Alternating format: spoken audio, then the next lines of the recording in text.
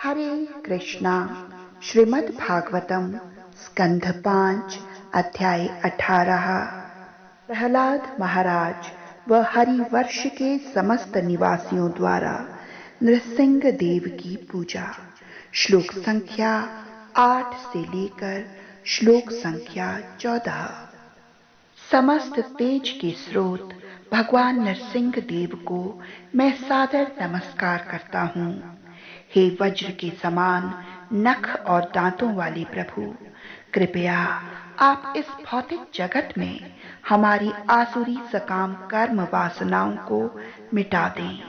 कृपया हमारे हृदय में प्रकट होकर हमारे अज्ञान को भगा दें, जिससे आपकी कृपा से हम इस भौतिक जगत में अस्तित्व टिकाए रखने के संघर्ष में निर्भय बन सकें।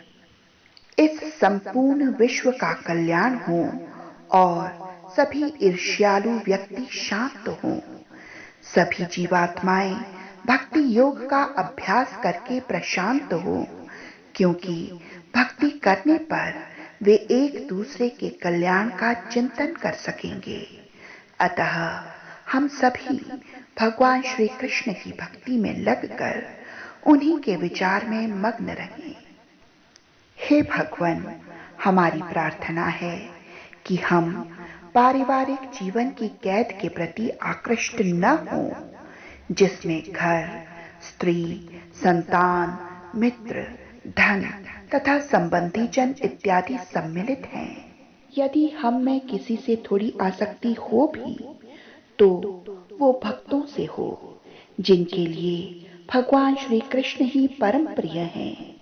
जिस व्यक्ति को आत्म साक्षात्कार हो चुका है और जिसने अपने मन को वश में कर लिया है, वो जीवन की न्यूनतम आवश्यकताओं से तुष्ट रहता है। वो अपनी इंद्रिय तुष्टि का प्रयास नहीं करता। ऐसा व्यक्ति जल्द ही कृष्ण भावनामृत की ओर अग्रसर होता है। किंतु जो भौतिक वस्तुओं में अत्यधिक लिप्त रहते हैं, उनके लिए ऐसा कर पाना कठिन है। ऐसे व्यक्तियों की संगति करने से, जिनके लिए पूर्ण पुरुषोत्तम भगवान मुकुंद ही सब कुछ हैं, श्री भगवान के यशस्वी कार्यों को सुनकर मनुष्य शीघ्र ही समझ सकता है। भगवान मुकुंद के यशस्वी कार्य इतने सक्षम हैं कि इनको सुनकर ही श्री भगवान की संगति प्राप्त की जा सकती है। निरंतर उत्सुकता पूर्वक श्री भगवान के यशस्वी कार्यों का वर्णन सुनते रहने से परम सत्य श्री भगवान ध्वनि तरंगों के रूप में हृदय में प्रवेश करते हैं और समस्त कल्मश को दूर कर देते हैं। दूसरी ओर यद्यपि गंगा स्नान से शारीरिक मल और संदूषण घटते हैं, किंतु ये स्नान और पवित्र स्थानों के दर्शन की विधि से दीर्घ काल के अनंतर ही हृदय स्वच्छ हो पाता है।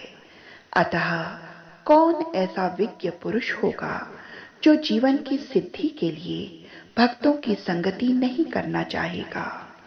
जो व्यक्ति पूर्ण पुरुषोत्तम भगवान वासुदेव के प्रति अमिश्रित भक्ति उत्पन्न कर लेता है, उसके शरीर में सभी देवता और उनके महान गुण यथा धर्म, ज्ञान तथा त्याग प्रकट होते हैं। इसके विपरीत जो व्यक्ति भक्ति से रहित होता है और भौतिक कर्मों में व्यस्त रहता है, उसमें कोई सद्गुण नहीं होते, भले ही वो योगाभ्यास में दक्ष क्यों ना हो और अपने परिवार और संबंधियों का भली भांति पोषण करता हो। वो अपनी मनोकल्पना द्वारा श्री भगवान की बहिरंगी शक्ति की सेवा में तत्पर होता है। भला ऐसे पुरुष में सद्गुण कैसे आ सकते हैं? जिस प्रकार जलचर प्राणी सदैव विशाल जल राशि में रहना चाहते हैं, उसी प्रकार समस्त बद्धात्मा श्री भगवान के अपार अस्तित्व में रहने की इच्छा करते हैं। अतः यदि भौतिक गणना के आधार पर माना गया कोई श्रेष्ठ पुरुष किन्हीं कारणों से परमात्मा की शरण न ग्रहण कर भौतिकवादी पारिवारिक जीवन में लिप्त हो जाता है, तो उसकी श्रेष्ठता निम्न श्रेणी के तरुण दंपत्ति जैसी होती है। भौतिक जीवन के प्रति अत्यधिक आसक्ति से मनुष्य में समस्त आध्यात्मिक गुणों का लोप हो जाता है। अतः गृहस्थ जीवन के तथाकथित सुख का परित्याग करके भगवान नरसिंह देव के चरणाविंदों की शरण ग्रहण करो। वे ही निर्भीकता के वास्तविक आश्रय हैं। सांसारिक आसक्ति, दुर्दमनीय कामनाएं, विषाद, क्रोध, निराशा, भय, झूठी प्रतिष्ठा की भूख, इन सबका मूल कारण पारिवारिक जीवन में आसक्ति है, जिसके कारण जीवन मरण का चक्र चलता रहता है। हरे कृष्णा। इस प्रकार श्रीमद् भागवतम के स्कंध 5 के अध्याय 18 में वर्णित नरसिंह देव की स्तुति पूर्ण हुई। हरे कृष्ण